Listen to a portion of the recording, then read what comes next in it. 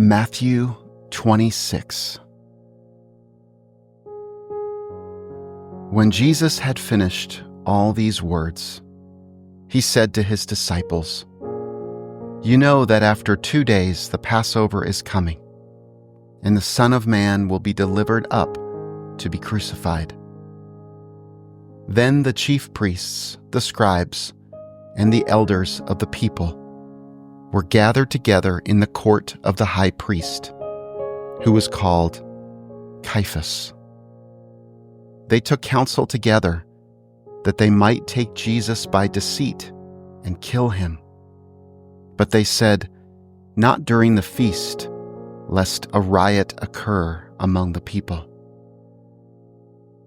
Now, when Jesus was in Bethany, in the house of Simon the leper, a woman came to him, having an alabaster jar of very expensive ointment, and she poured it on his head as he sat at the table. But when his disciples saw this, they were indignant, saying, "Why this waste? For this ointment might have been sold for much and given to the poor." However, knowing this, Jesus said to them, "Why do you trouble the woman? She has done a good work for me. For you always have the poor with you, but you don't always have me. For in pouring this ointment on my body, she did it to prepare me for burial. Most certainly I tell you, wherever this good news is preached in the whole world, what this woman has done will also be spoken of as a memorial of her." Then one of the 12, who was called Judas Iscariot, went to the chief priests and said, "What are you willing to give me if I deliver him to you?" So they weighed out for him 30 pieces of silver. From that time, he sought opportunity to betray him. Now, on the first day of unleavened bread, the disciples came to Jesus, saying to him, "Where do you want us to prepare for you to eat the Passover?"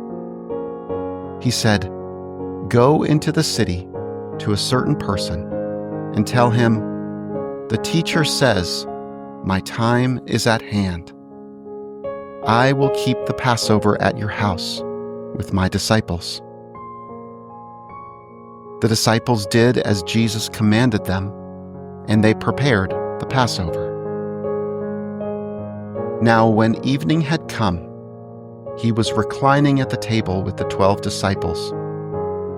As they were eating, he said, "Most certainly I tell you that one of you will betray me."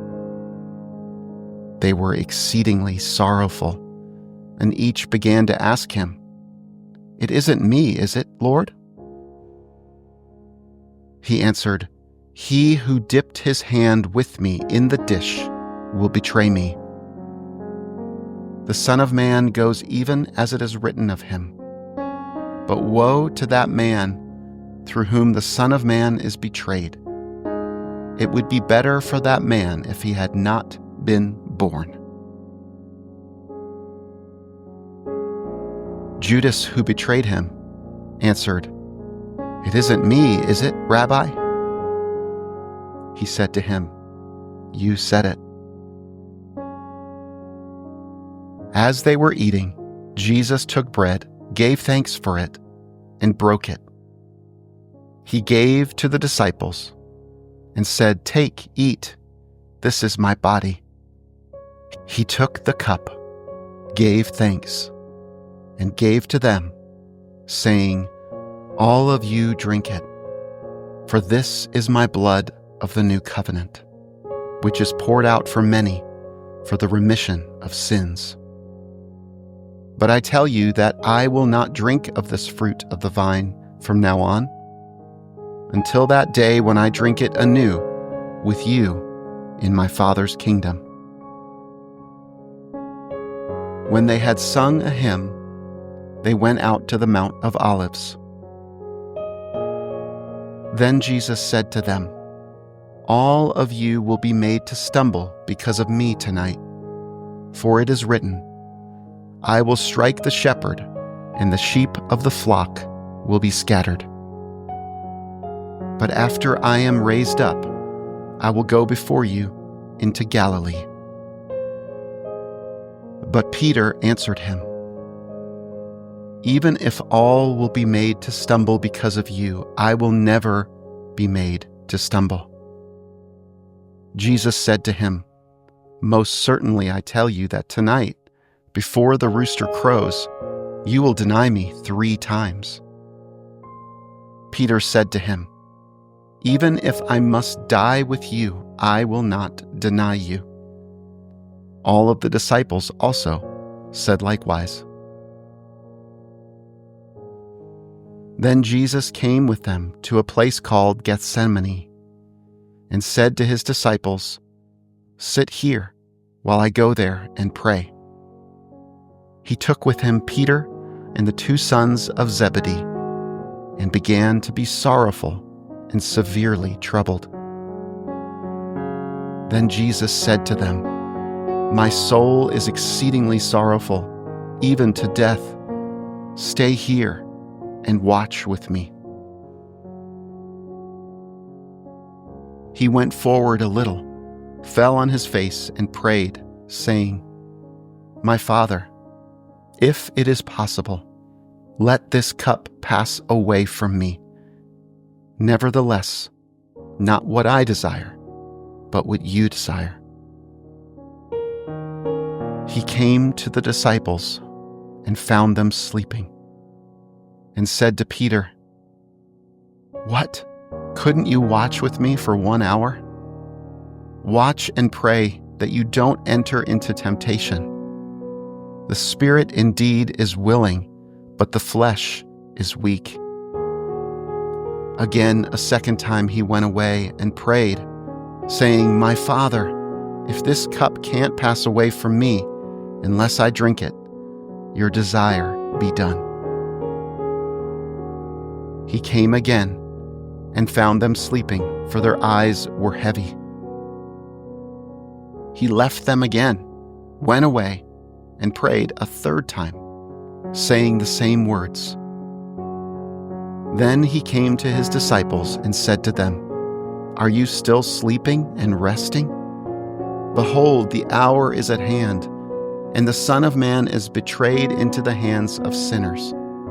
Arise, let's be going. Behold, he who betrays me is at hand." While he was still speaking, behold, Judas, one of the 12, came, and with him a great multitude with swords and clubs from the chief priests and elders of the people. Now he who betrayed him had given them a sign, saying, "Whoever I kiss, he is the one. Seize him." Immediately he came to Jesus and said, "Greetings, Rabbi," and kissed him. Jesus said to him, "Friend, why are you here?" Then they came and laid hands on Jesus and took him. Behold, one of those who were with Jesus stretched out his hand and drew his sword and struck the servant of the high priest and cut off his ear. Then Jesus said to him, "Put your sword back into its place, for all those who take the sword will die by the sword. Or do you think that I couldn't ask my Father, and he would even now send me more than 12 legions of angels? How then would the scriptures be fulfilled that it must be so?" In that hour, Jesus said to the multitudes, "Have you come out as against a robber with swords and clubs to seize me? I sat daily in the temple teaching, and you didn't arrest me. But all this has happened that the scriptures of the prophets might be fulfilled." Then all the disciples left him and fled. Those who had taken Jesus led him away to Caiaphas, the high priest, where the scribes and the elders were gathered together. But Peter followed him from a distance on the court of the high priest and entered in and sat with the officers to see the end.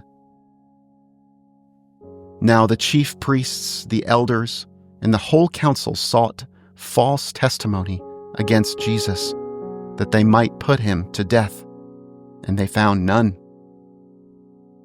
Even though many false witnesses came forward, they found none. But at least 2 false witnesses came forward and said, "This man said, 'I am able to destroy the temple of God and to build it in 3 days.'"